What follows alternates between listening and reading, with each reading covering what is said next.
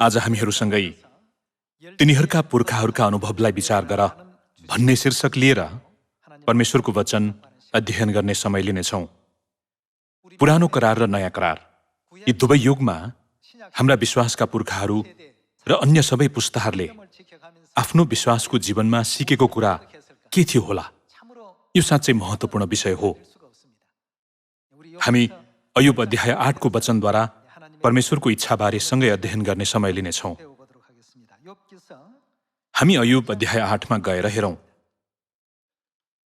अयुब अध्याय 8 को पद 5 मा हेर्ने हो भने, अब यदि तपाईले परमेश्वरलाई यत्नपूर्वक खोज्नुभयो भने र सर्वशक्तिमानको निगाहको निम्ति बिन्ती गर्नुभयो भने, यदि तपाईँ निर्दोष र सोझो हुनुहुन्छ भने निश्चय नै तपाईको पक्षमा उहाँ उठ्नुहुनेछ र उहाँले तपाईको घर पुनर्निर्माण गरिदिनुहुनेछ। तपाईको सुरुको अवस्थाहरू निम्न देखिनेछन्, त्यसरी तपाईको अन्त अति महान हुनेछ। अघिका पुस्तालाई सोध्नुहोस् अनि कसो गर भनिएको छ? तिनीहरूका पुर्खाहरूका अनुभवलाई विचार गर्नुहोस्। त्यसो भए तिनीहरूका पुर्खाहरूले अनुभव गरेको कुरा के थियो होला?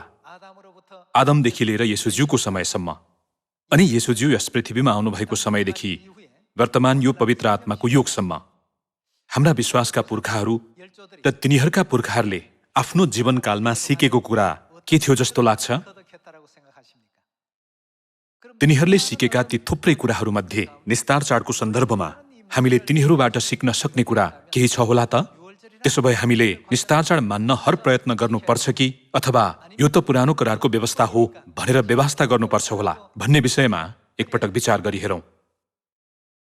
बाइबलमा तिनीहरूका पुर्खाहरूका अनुभवलाई विचार गर भनिएको छ। परमेश्वरले हामीलाई विश्वासका पुर्खाहरूद्वारा त्यस्तो के कुरा सिकाउन चाहनु भएकोले बाइबलमा यो वचन अभिलेख गराउनु भएको होला। आज यस विषय सम्बन्धी हामी यहोशू अध्याय 5 को पद 10 को वचन हेर्नेछौँ। अध्याय 5 को पद 10 को वचन हेर्ने हो भने, जब इस्राएलीहरू गिलगालमा छाउनी खडा गरी बसे, तब तिनीहरूले 14औं दिनको साँझमा यरीहोको मैदानमा नै के मनाए? निस्तार चाड मनाए। इस्राएलीहरूले 40 वर्षसम्म उजाड स्थानको जीवन यापन गरेका थिए। कनानको भूमिमा प्रवेश गर्नु ठिक अघिसम्म तिनीहरूले त्यस बेलासम्म नमनाएको निस्तार चाडको तयारी गर्न परमेश्वरले तिनीहरूलाई पुनः सिकाइदिनुभयो। निस्तार चाड मानेर इस्राएलीहरू कनानमा प्रवेश गरेको इतिहासलाई परमेश्वरले यहोशूको अगमबाणीद्वारा छायाको रूपमा देखाइदिनुभयो, जसले आत्मिक कनान अर्थात् स्वर्गीय राज्य प्रवेश गर्नुभन्दा ठिक अघि हामीले निस्तार चाड मान्ने कुरालाई दर्शाएको छ। यहोशू पनि हाम्रा पुर्खाहरू मध्येका एक हुन्। परमेश्वरले हामीलाई हाम्रा पुर्खाहरूले अनुभव गरेका कुरालाई विचार गर भन्नुभएकोले हाम्रा पुर्खाहरूले अनुभव गरेका ती थुप्रै कुराहरूमध्ये आज हामी निस्तार चाड भन्ने अत्यन्तै महत्त्वपूर्ण चाडको विषयमा ध्यान केन्द्रित गर्नेछौँ। उजाड स्थानमा छँदा इस्राएलीहरूले विभिन्न कारण र परिस्थितिहरूले गर्दा लामो समयसम्म निस्तार चाड मानेका थिएनन्। यदि निस्तार चाड मान्न आवश्यक नभएको भए तिनीहरू निस्तार चाड नमानिकनै कनानमा प्रवेश गर्नु पर्थ्यो। तर त्यो समयमा आएर परमेश्वरले किन तिनीहरूलाई निस्तार चाड मान्न आज्ञा गर्नुभएको होला? यहोशू अध्याय 5 को पद 2 मा हेर्नेछौँ। त्यसबेला परमप्रभुले यहोशूलाई भन्नुभयो, पत्थरका कर्दहरू बनाएर फेरि दोस्रो पल्ट इस्राएलीहरूलाई के गर? खतना गर। उजाड स्थानको यात्राको क्रममा इस्राएलीहरूका सन्तानहरू कसैको पनि खतना नभएकोले कनान प्रवेश गर्नु अघि तिनीहरू सबैको खतना गरिनु पर्थ्यो। नयाँ करारको समयमा खतनाले बप्तिस्मालाई जनाउँछ नि, होइन र? त्यसो भए खतनापछि तिनीहरूले गर्न लागेको कार्य के थियो होला? परमेश्वरले पुरानो करारको समयमा खतना नगरेकाहरू कसैले पनि निस्तार चाड मान्न नपाउने कडा आज्ञा दिनुभएको थियो। तसर्थ कसैले निस्तार चाड मान्न जतिसुकै इच्छा गरे पनि खतना नभएको मानिसले कदापि निस्तार चाड मान्न पाउँदैनथ्यो। परमेश्वरले किन निस्तार चाडद्वारा कनानतर्फको बाटो खोलिदिनु भएर ती पुर्खाहरूलाई कनानमा प्रवेश गर्ने तयारी गर्न लगाउनु भएको होला? यो चाहिँ हामीले हाम्रा पुर्खाहरूबाट सिक्नुपर्ने एक महत्त्वपूर्ण शिक्षा हो, जसलाई हामीले कदापि नजरअन्दाज गर्नु हुँदैन। यदि निस्तार चाड मान्न आवश्यकै थिएन भने त्यतिका समयसम्म नमनाइएको निस्तार चाड कनान प्रवेश गर्नु ठिक अघि मान्नु भनेर तिनीहरूलाई आज्ञा गरिनुको कारण के थियो होला? करिब 1260 वर्षको धार्मिक अन्धकारको युगदेखि लिएर पिता परमेश्वरले यस पृथ्वीमा आउनु भएर नयाँ करार निस्तारचाड पुनर्स्थापन गरिदिनु भएको त्यत्रो लामो समयसम्म यस पृथ्वीमा निस्तारचाडको अस्तित्व नै थिएन। लामो समयसम्म निस्तारचाड मान्न नपाउने कुरालाई परमेश्वरले मोसाको समयको इतिहासद्वारा हामीलाई पहिल्यै देखाइदिनु भएन र? इस्राएलीहरू कनान प्रवेश गरेपछि यदि निस्तारचाड मान्न आवश्यक नभएको भए परमेश्वरले निस्तारचाड मान्ने आज्ञा नगरिकनै तिनीहरूलाई त्यहाँ डोर्याउनु हुने थियो नि, होइन र? तर परमेश्वरको आज्ञा अनुसार तिनीहरूको खतना गरियो र तिनीहरूले निस्तारचाड माने। त्यसपछि यरिहो सहरलाई 7 चोटि घुमेर जोडले कराउँदा परमेश्वरले तिनीहरूलाई विजय हुने गराउनु भएन र? त्यसैले अयुब अध्याय 8 को पद 8 मा तिमीहरूका पुर्खाहरूका अनुभवलाई विचार गर भनिएको हो। यस विषयलाई फर्केर हेर्दै हाम्रा पुर्खाहरूले परमेश्वरको इच्छालाई पालन गर्न र पूर्ण आज्ञाकारी भएर उहाँको इच्छालाई पछ्याउन कस्तो मनोवृत्ति लिएका थिए होलान् भनेर हामीले आफैलाई प्रश्न गर्नुपर्छ। आज हाम्रा पुर्खा यहोशूको जीवनलाई फर्केर हेर्दा के निस्तारचाड नमाने पनि हुने परमेश्वरको नियम हो रहेछ त? यो चाहिँ अनिवार्य मान्नै पर्ने परमेश्वरको आज्ञा र उहाँको आज्ञा मध्येको अपरिहार्य सत्यता होइन र? यति मात्र होइन, हामी मोसाको कार्यको विषयमा पनि एकपटक हेर्नेछौँ। प्रस्थान अध्याय 12 को पद 10 को वचन हेर्नेछौँ। दासत्व र कष्टको भूमि मिश्रबाट इस्राएलीहरूलाई मुक्त गराउनको निम्ति परमेश्वरले पवित्र चाड निस्तारचाड दिनुभयो। यो नै उहाँले पहिलोपल्ट इस्राएलीहरूमाझ निस्तारचाडको विषयमा घोषणा गर्नुभएको समय थियो। अध्याय 12 को पद 10 मा त्यसबाट केही पनि बिहानसम्म नउबार्नु, तर केही बिहानसम्म रह्यो भने त्यो आगोमा जलाइदिनु। पटुका कसेर, खुट्टामा जुत्ता लाएर, हातमा लहरो लिएर र हतार हतार गरी तिमीहरूले त्यो खानु। यो परमप्रभुको के हो? निस्तारचाड हो। त्यस रात म मिश्र भएर जानेछु र मिश्रका मानिस र पशु दुवैका पहिले जन्मेका र बियाएकाहरूलाई मार्नेछु र मिश्रका सबै देवताहरूका विरुद्धमा म इन्साफ गर्नेछु। म परमप्रभु हुँ। तिमीहरू बसेका घरहरूमा त्यो रगत तिमीहरूका निम्ति चिन्ह हुनेछ। जब म त्यो रगत देख्नेछु तब तिमीहरूलाई चाहिँ के गर्नेछु भन्नुभयो? छोडिदिनेछु। परमेश्वरले तिनीहरूलाई थुमाको रगत ढुकाको चौकोसका दुईपट्टिका खम्बाहरू र माथिल्लो भागमा लगाउनु भनेर आज्ञा गर्नुभयो। जब म त्यो रगत देख्नेछु तब तिमीहरूलाई चाहिँ छोडिदिनेछु र मैले मिश्रलाई प्रहार गर्दा नाश गर्ने कुनै विपत्तिले तिमीहरूलाई छुने छैन। त्यो दिन तिमीहरूका निम्ति त्यो दिन के हुनेछ भन्नुभयो? यो कसको आज्ञा हो? यो नै परमेश्वरले पुर्खाहरूलाई गर भनेर अनुरोध र आज्ञा गर्नुभएको कुरा हो। त्यो दिन तिमीहरूका निम्ति एउटा स्मरणीय दिन हुनेछ र तिमीहरूले त्यो दिन परमप्रभुको निम्ति चाड मनाउनेछौ। तिमीहरूले यो निस्तारचाड कहिलेसम्म? पुस्तौँसम्म रहिरहने विधि स्वरूप मान्नु। यसरी निस्तारचाडको शक्तिद्वारा इस्राएलीहरू करिब 400 वर्षसम्म मिश्रमा दास भएर रहेको त्यो जुवाबाट मुक्त हुन सके। निस्तारचाड मानेर नै यहोशू दूध र मह बग्ने देश कनानको पहिलो सहरमा प्रवेश गर्न सकेका थिए। जुनसुकै समयमा पनि परमेश्वरका सबै महान कार्यहरू निस्तारचाड सँगसँगै पूरा भएको कुरा बाइबलमा जानकारी दिइएको छैन र? परमेश्वरका महान कार्यहरू हुँदा त्यहाँ निस्तारचाडको शक्ति पनि समावेश भएको हुन्छ। सबै विश्वासका पुर्खाहरूले सधैँ परमेश्वरको आज्ञा बमोजिम के मानेका थिए त? तिनीहरूले निस्तारचाड मानेका थिए। तर ईस्वी सम्बत 325 मा निस्तारचाड हटाइनु अघि पास्कल विवाद उत्पन्न भएको थियो। निस्तारचाडलाई हटाउने उद्देश्यका साथ पहिलो, दोस्रो र तेस्रो पल्टको सम्मेलन मार्फत यसबारे बहस गरिएको थियो। पास्कल विवाद उत्पन्न हुँदै पछि पश्चिमी मण्डलीले यसो भन्दै बहाना बनायो, पुनरुत्थानको दिनको मितिका कारण मिति समायोजन गर्न जरुरी छ।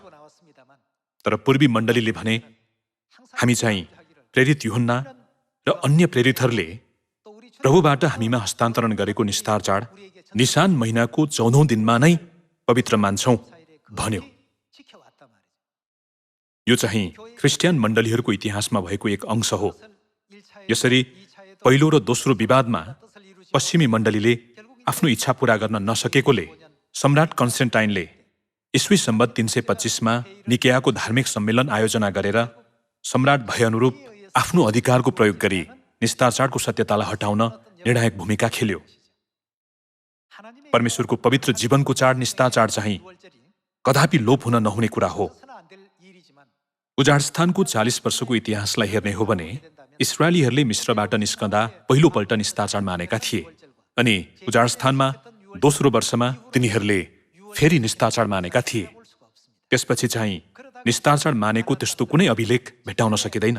तर कनानको भूमिमा प्रवेश गर्नु ठिक अघि तिनीहरूले निस्तार चाड माने र अन्ततः कनानको भूमिमा प्रवेश गरे। अहिले हामीहरू पनि यहोशूले कनानमा प्रवेश गर्नु ठिक अघि निस्तार चाड मानेर त्यसपछि कनानमा प्रवेश गरेको उस्तै युगमा जिरहेका छौँ। धार्मिक अन्धकारको युगको लामो समयसम्म हराएको निस्तार चाड पुनर्स्थापन गरिदिनु भएर हामीलाई मान भनेर आज्ञा गर्नुभएका व्यक्ति नै हाम्रा पिता ख्रिस्ट आन्साङहुङज्यू हुनुहुन्छ। उहाँले पहिलो आगमनमा आउनु भएर यो नयाँ करार हो भन्नुभई निस्तार चाडको रोटीलाई यो मेरो देह हो र निस्तार चाडको दाखमध्यलाई यो मेरो रगत हो भनेर मानव जातिलाई दिनुभयो। यसरी निस्तार चाड चाहिँ परमेश्वरको पवित्र देह र रगत हो भन्ने यथार्थता उहाँले आफ्ना सन्तानहरूलाई स्पष्टसँग सिकाइदिनुभयो र त्यसबारे बोध गराइदिनुभयो। उहाँले किन त्यसो गर्नुभएको होला? परमेश्वरलाई विश्वास गर्ने मानिसहरूका निम्ति निस्तार चाड किन यस्तो महत्त्वपूर्ण नियम बनेको होला? परमेश्वरले कुनै कारण बिना यसो गर त्यसो गर भनेर कदापि भन्नुहुन्न। सबैको पछाडि एउटा निश्चित कारण रहेको हुन्छ। त्यसैले त बाइबलमा हाम्रा पुर्खाहरूका अनुभवलाई विचार गर भनिएको हो। तर त्यसो भन्दैमा हामीले मूर्ति पूजा जस्ता कुराहरू चाहिँ सिक्नु हुँदैन। परमेश्वरले हामीलाई त्यस्ता कुराहरू सिक्न भन्नुभएको छैन नि। परमेश्वरको नियम, आज्ञा र व्यवस्था सही तरिकाले पालन गरेर परमेश्वरबाट आशिष पाएकाहरूको इतिहासबाट शिक्षा सिक्न परमेश्वरले हामीलाई आज्ञा गर्नुभएको हो। निस्तार चाडको महत्त्व महसुस गराउनको निम्ति नै परमेश्वरले हाम्रा पुर्खाहरू मार्फत ती शिक्षाका वचनहरू दिनुभएको होइन र?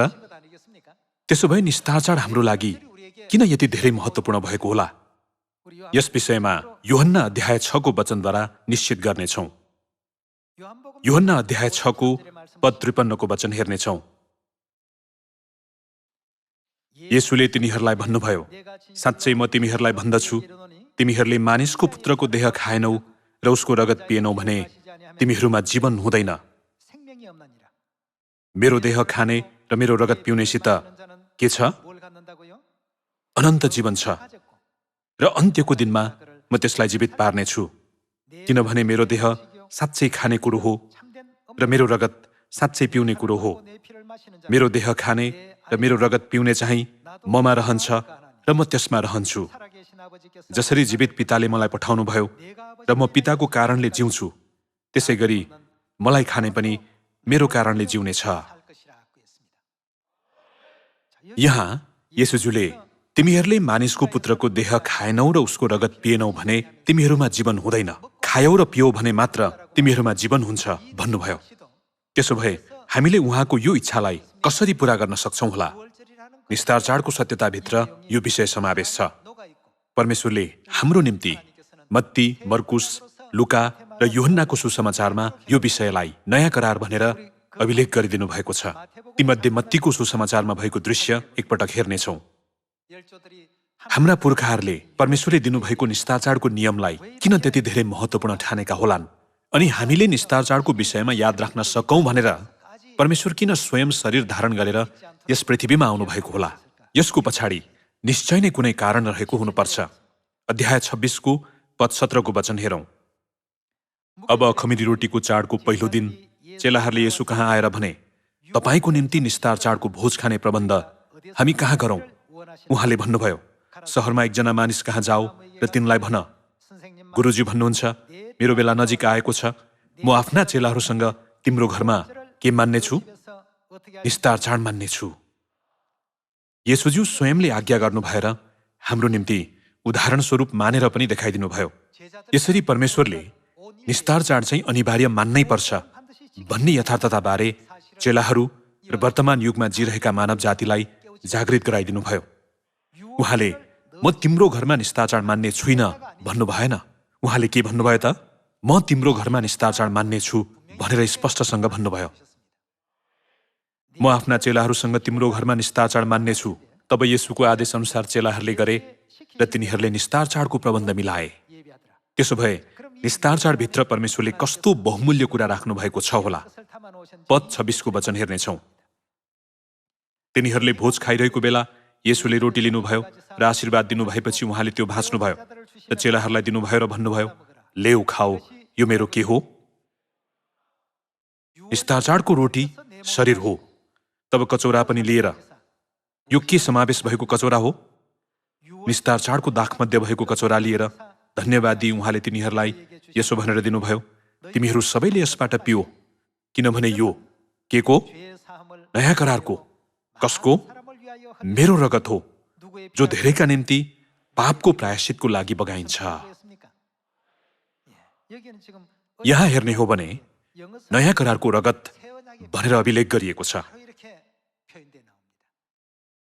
यी सबै विषयहरूद्वारा परमेश्वरले उहाँको देह र उहाँको पवित्र रगतद्वारा बाँध्नु भएको प्रतिज्ञा कहाँ छ भन्ने कुरा हामीलाई जानकारी दिँदै हुनुहुन्छ नि, होइन र? निस्तारचाडको रोटी मेरो शरीर हो, निस्तारचाडको दाखमध्य मेरो रगत हो। तिमीहरूले मानिसको पुत्रको देह खाएनौ र उसको रगत पिएनौ भने तिमीहरूमा जीवन हुँदैन। त्यो खायौ र पियौ भने तिमीहरूले अनन्त जीवन पाउनेछौ। 3 चरणका 7वटा चाडहरूमा थुप्रै चाडहरू छन्। परमेश्वरले तीमध्ये किन निस्तार चाडमै आफ्नो प्रतिज्ञा समावेश गराउनु भएको होला? यस महत्त्वपूर्ण विषयमा हामीले विशेष ध्यान दिनुपर्छ। येशूज्यू, यहोशू र मोसाको जीवनको घटनालाई एकपटक सोची हेर्नुहोस्। यसरी प्रत्येक युगै पछि निस्तार चाडले हामीलाई परमेश्वर कहाँ डोर्याउने बहुमूल्य ढुङ्गे साँगोको भूमिका निर्वाह गर्दै आएको कुरा हामीले महसुस गर्न सक्छौँ।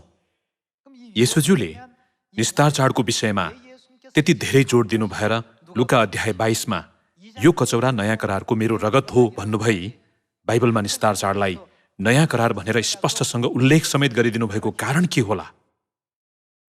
दाजुभाइ तथा दिदीबहिनीहरू, हामीले निस्तार चाडको विषयमा बुझेमा बल्ल परमेश्वर र हामी बीचको सम्बन्धबारे बुझ्न सक्छौँ। मत्ती अध्याय 6 को पद 9मा हेर्ने हो भने येशूज्यूले परमेश्वर हाम्रो को हुनुहुन्छ भनेर सिकाउनु भएको छ। हे हाम्रा पिता जो स्वर्गमा हुनुहुन्छ, हाम्रा पिता हुनुहुन्छ भन्ने यथार्थबारे उहाँले हामीलाई जागृत गराइदिनु भयो। मत्ती अध्याय 6 को पद 8 को वचन हेर्नेछौँ। यसकारण तिनीहरू जस्ता नहौ, किनभने तिमीहरूले उहाँसँग माग्नभन्दा अघिबाटै तिमीहरूलाई कुन कुन कुराको खाँचो छ सो तिमीहरूका पिता जान्नुहुन्छ। तर तिमीहरू चाहिँ यस किसिमले प्रार्थना गर, हे हाम्रा को? पिता जो स्वर्गमा हुनुहुन्छ।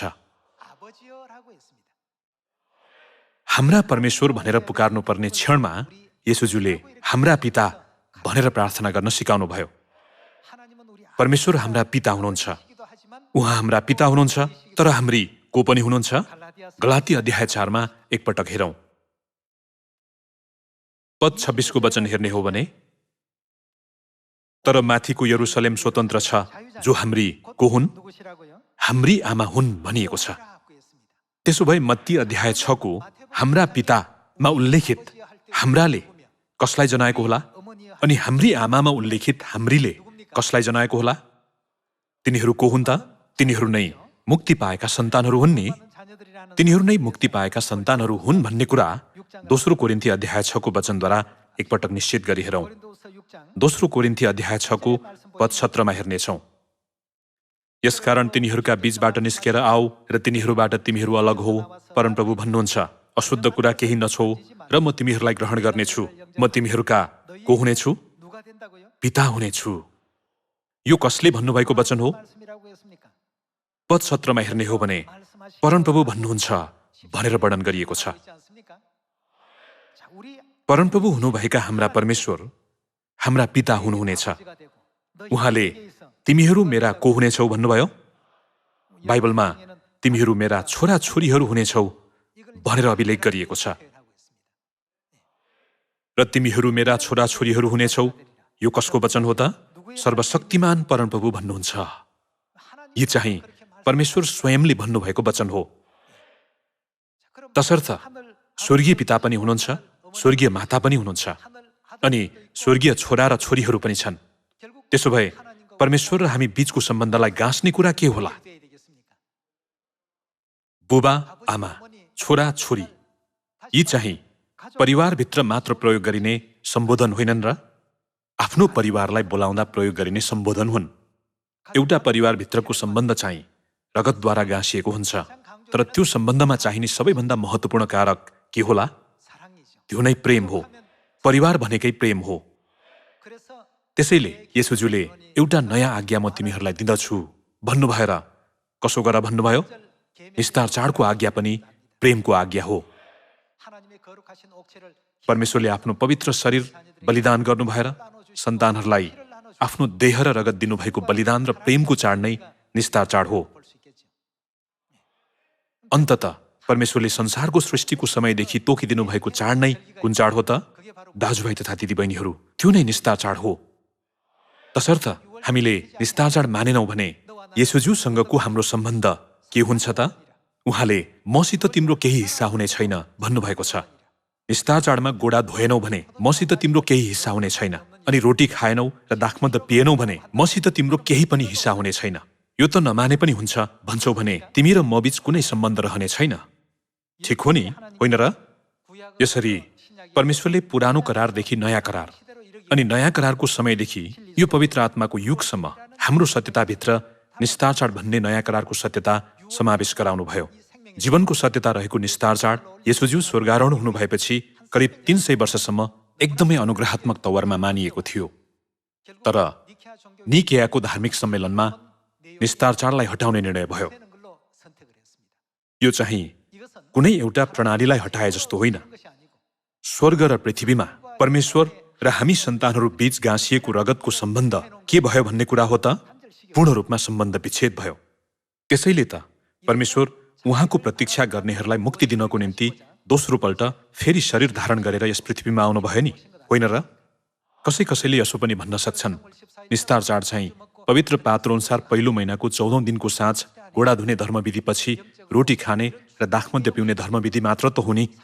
त्यसो कदापि होइन। आत्मिक रूपमा यो निकै महत्त्वपूर्ण विषय भएकोले शैतानले परमेश्वर र उहाँका सन्तानहरू बीचको रगतको नाता तोड्न निस्तार चाडलाई हटाउन हर प्रयत्न गर्यो। हिजो आज नयाँ करारको निस्तार चाड नमान्ने ती असङ्ख्य मण्डलीहरूले अन्त्यको दिनमा परमेश्वरबाट इन्साफ पाउनेछन्। मत्ती अध्याय 7 को वचन हेर्ने हो भने के हामीले तपाईँको नाउँमा अगमबाणी बोलेनौँ, तपाईँको नाउँमा भूतहरू धपाएनौँ र अनेक शक्तिशाली काम गरेनौँ र भनेर भन्ने मानिसहरू पनि छन्। त्यसो भन्नेहरूलाई येशूज्यूले कसरी प्रत्युत्तर दिनुभयो त? अनि म तिनीहरूलाई सफासँग भन्नेछु, मैले तिमीहरूलाई कहिल्यै चिनेको छैन। ए अधर्म काम गर्नेहरू हो, मबाट दूर हो।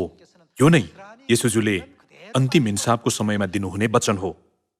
त्यसो भए कस्ताहरूलाई चाहिँ स्वर्ग राज्यमा प्रवेश गर भनेर भन्नुहुन्छ होला? रोमी अध्याय 8 को वचनद्वारा निश्चित गर्नेछौँ। अध्याय 8 को पद 16 को वचन हेरौँ। त्यो चाहिँ हामी कसका सन्तान? परमेश्वरका सन्तान हौँ भनी पवित्र आत्माले हाम्रो आत्मासँग गवाही दिनुभएको हो। परमेश्वरले हामी उहाँका सन्तानहरू हौँ भन्ने कुरा केद्वारा गवाही दिनुहुन्छ? हामीभित्र परमेश्वरको पवित्र आत्मा भएको कुरा नै त्यसको गवाही हुनेछ। अनि हामीभित्र परमेश्वरले प्रतिज्ञा गर्नुभएको अर्को के पनि छ त? हामीभित्र निस्तार चाडको रोटी र दाखमद्य अनि परमेश्वरको नयाँ करारको पवित्र प्रतिज्ञा पनि छ नि, होइन र? हामीमा परमेश्वरको देह र परमेश्वरको रगत छ। आफ्नो बुबा आमाको मासु र रगत पाएर पनि उहाँहरूको सन्तान नभइरहन सकिन्छ होला त? यो हुनै नसक्ने कुरा हो। जतिसुकै इन्कार गरे पनि हिजो आज चाहिँ डीएनए परीक्षणद्वारा आफ्नो बुबा आमा को हुनुहुन्छ भन्ने कुरा ठ्याक्कै पत्ता लगाउन सकिन्छ। तर डीएनए परीक्षण भन्दा पनि अझ सत्य र सही हुनुभएका सर्वज्ञ र सर्वशक्तिमान परमेश्वरले कसो गर्नुभयो त? हामी परमेश्वरका सन्तान भएको कुरा उहाँ स्वयंले गवाही दिनुभयो। उहाँले केद्वारा गवाही दिनुहुन्छ होला?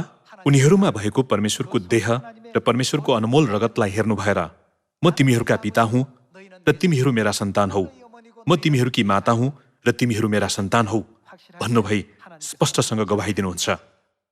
त्यसो हो भने अब आगामी दिनहरूमा स्वर्गीय सन्तान हामीहरूले कस्तो आशा लिएर विश्वासको दौडाउनु पर्छ होला? पद 17 देखि लगातार हेरौँ। र सन्तान हौ भने त हामी को हुनेछौँ? हामी स्वर्ग राज्यका उत्तराधिकारी हुनेछौँ। उत्तराधिकारी पनि हौँ, परमेश्वरका उत्तराधिकारी र ख्रिस्टसँग साझे उत्तराधिकारी। उहाँसँग यस पृथ्वीमा छोटो समय जिउँदा हामीले के भोग्छौँ? दुःख भोग्छौँ भने त हामी उहाँसँगै महिमित पनि हुनेछौँ। स्वर्गीय सन्तान भए अनुरूप यी सबै कार्य गर्न पाएकोमा हामीले गर्व गर्नुपर्छ। पद 18 को वचन हेरौँ। म विचार गर्दछु कि हामीमा जुन महिमा प्रकट गरिनेछ त्यससँग वर्तमान समयका कष्टहरू के छैनन्? तुलना गर्न योग्य छैनन्। ती कुराहरू तुलना गर्न योग्य नभएकाले अहिलेको हाम्रा सबै क्षणिक अवस्थाहरूलाई जितेर विजय हौं। यो नै परमेश्वरले दिनुभएको पवित्र शिक्षा हो। परमेश्वर र हामी बीचको सम्बन्धलाई तोड्न शैतानले स्वर्गमा पनि विश्वासघात र विद्रोहको आत्मा हामीमा राखिदिएको थियो। त्यसको बावजुद परमेश्वरले शरीरको लुगा लगाउनु भएर यस पृथ्वीमा आउनु भई हाम्रो निम्ति मृत्यु भोग्नुभयो। हाम्रो निम्ति निस्तारचारद्वारा जीवनको करारको सत्यता लिएर आउनुभएका व्यक्ति नै हाम्रा पिता र माता हुनुहुन्छ भन्ने कुरा परमेश्वर स्वयंले आफ्ना सन्तानहरूलाई सिकाइदिनुभयो। यी सबै स्वर्गका रहस्यहरू थाहा गराउनु भएर परमेश्वरले हामीलाई स्वर्गतर्फ डोर्याइरहनु भएको छ। पिताले नष्ट गरिएका र हटाइएका सत्यताका सबै व्यवस्थाहरू पुनर्स्थापन गरिदिनु भएर मुक्ति पाउन सकिने सियोनको व्यवस्था घोषणा गरिदिनुभयो। त्यसैले यी सबै शिक्षाहरूलाई व्यवहारमा लागू गरेर पिताको बाटो र माताले डोर्याउनु हुने बाटोलाई अनुग्रहात्मक रूपले पछ्याएर खुसी साथ लगनशीलतापूर्वक कार्य गर्ने हामीहरू हुनुपर्छ। हामी अझ अर्को एउटा वचन हेर्नेछौँ। पद 12 मा हेरौँ। यसैले त भाइ हो, पापमय स्वभाव अनुसार जिउनलाई हामी पापमय स्वभावप्रति बाध्य छैनौँ। किनकि पापमय स्वभाव अनुसार जिउँछौँ भने के हुन्छ?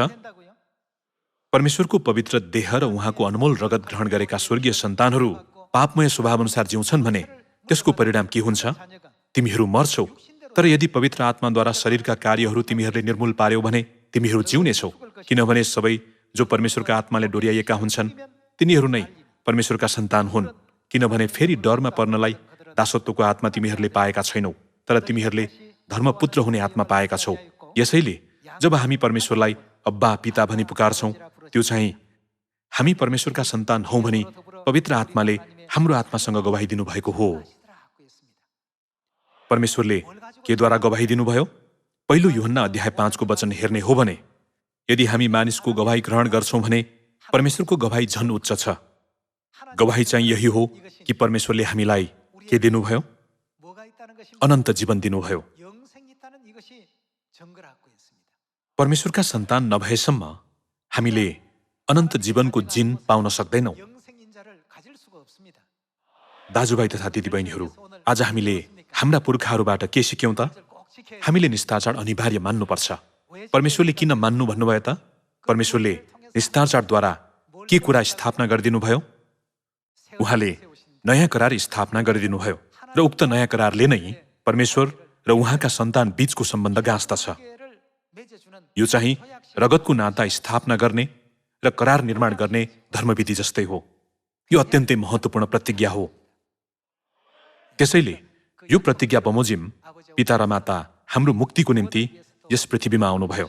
यस पृथ्वीमा हामीले हाम्रा पुर्खाहरूबाट सिक्नुपर्ने कुरा बिर्सने हो कि अथवा सिक्न चुक्ने पो हो कि भनी चिन्तित हुँदै उहाँहरूले फेरि पनि यस विषयमा जोड दिइरहनु भएकोले यो विषयलाई निरन्तर उग्राउने हामीहरू हौं। अनि नयाँ करार निस्तारचारको सत्यताभित्र रहने गराउनुभएका हाम्रा स्वर्गीय पिता र मातालाई धन्यवाद चढाउँ। हामीले सबै महिमा उहाँहरूलाई चढाउनु पर्दैन र? यो संसारमै जिउने क्रममा पनि एउटै रगतको नाता भएका दाजुभाइ दिदी बहिनीहरू कहिलेकाहीँ आपसमा झगडा गर्ने गर्छन्, तर एकछिनपछि फेरि दाई भनेर बोलाउँदै आपसमा मिलिहाल्छन्। त्यसै गरी बाइबलमा पनि आफ्नो भाइको विरोध नगर भनिएको छ। किनकि आफूले देखेको आफ्नो भाइलाई नै प्रेम नगर्नेले नदेखेका परमेश्वरलाई प्रेम गर्न सक्दैन। बाइबलमा प्रेमको विषयमा धेरै जोड दिइएको छ अनि दाजुभाइ दिदीबहिनीहरू बीचको सम्बन्ध कसरी गठन गर्ने साथै विश्वासको जीवन कसरी व्यतीत गर्ने भन्ने बारे पनि जागृत गराइएको छ। अब बाँकी रहेको विश्वासको जीवनमा पिता र माताको हात जोडले पक्रिराख्ने हामीहरू हौं। पिताले पनि माताको वचन राम्ररी सुन्नु भन्नुभएर आफ्नो अन्तिम अनुरोधको वचन छोड्नुभयो। हामी सन्तानहरूले माताको सबै शिक्षाहरू अर्थात् माताले आफ्ना सन्तानहरूलाई दिनुहुने सबै प्रेमपूर्ण शिक्षाहरू प्रेमद्वारा ग्रहण गर्नुपर्छ र पालन गर्नुपर्छ। पिता र माता अमर हुनुभए जस्तै हामीलाई पनि अनन्त जीवन र अमरत्व प्रदान गर्नुभयो ताकि हामीहरू मृत्यु नभएको त्यो संसारमा सदा सर्वदा राज्य गर्न सकौं। यस्तो महिमित कार्य र स्थान प्रदान गर्नुभएका परमेश्वरको इच्छालाई पुनः एकपटक महसुस गरेर जता जता डोर्याउनु भए पनि दाजुभाइ दिदीबहिनीसँगको सुन्दर एकताभित्र जिएर अनन्त स्वर्गमा जसरी भए पनि प्रवेश गर्न सक्ने हामीहरू हुन सकौं भन्ने चाहन्छु। धन्यवाद।